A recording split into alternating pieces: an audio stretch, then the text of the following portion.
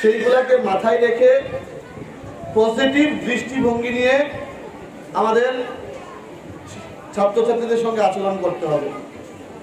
আমরা যত বেশি পজিটিভ কথাবার্তা বলবো, যত বেশি উৎসাহ প্রদান করব, তত ছাত্রছাত্রীদের লক্ষ্য ঠিক জায়গায় পৌঁছাবে।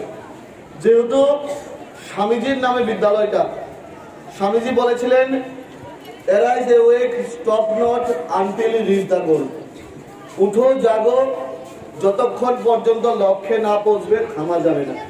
আমাদের লক্ষ্য এখন থেকে স্থির করতে হবে।